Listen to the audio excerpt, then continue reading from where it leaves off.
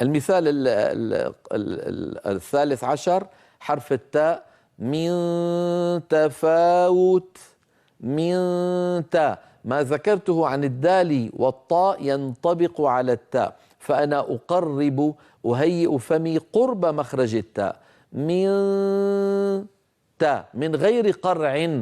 فإذا وصلت إلى وانتهى صوت الغنة النون المخفى ووصلت إلى التاء، عندئذ أقرع مخرجها فأقول من تاء، تاء. أما أن أقول من أول الأمر من تاء، من تاء، هكذا صار الصوت كأنه نون مظهرة، وهذا نهى ابن البنا الدمياطي عنه رحمه الله. مثال التنوين، حلية تلبسونها، حلية تلبسونها. أيضا أهيئ فمي على مخرج التاء من غير إلصاق.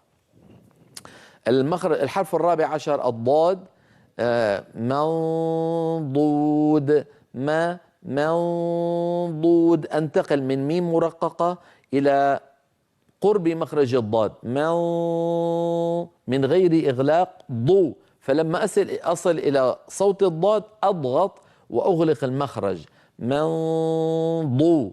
فلما أقول ضو عندئذ يكون الإغلاق ويكون نطق الضاد المستعلية المطبقة المستطيلة. هذا بالنسبة للنون. بالنسبة للتنوين، قسمة ضيزى، نفس الكلام، أنتقل إلى مخرج الضاد من غير ضغط، قسمة ضي. فلما أصل إلى الضاد أقول ضي.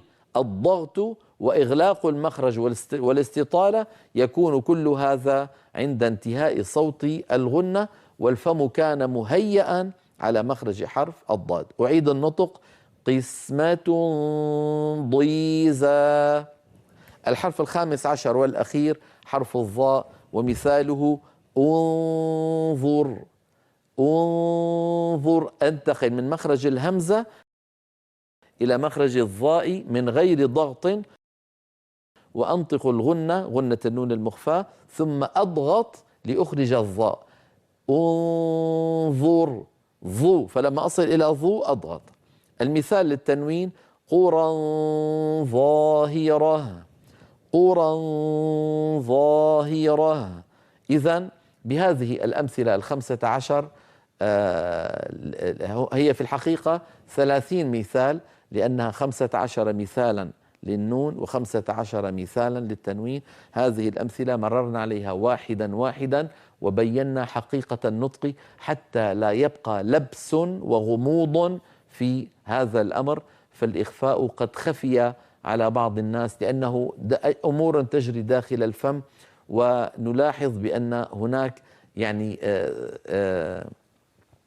اختلاف في بعض الحروف، خاصة القاف والكاف، كما سنوسع هذا الموضوع في الحلقة القادمة، ونبين عن طريق اللوحات حقيقة ما يجري داخل الفم عند إخفاء النون، سواء عند إخفائها عند القاف أو الكاف أو عند الطاء، مثل الدال والتاء وما شابه، عن طريق اللوحات بإذن الله تعالى.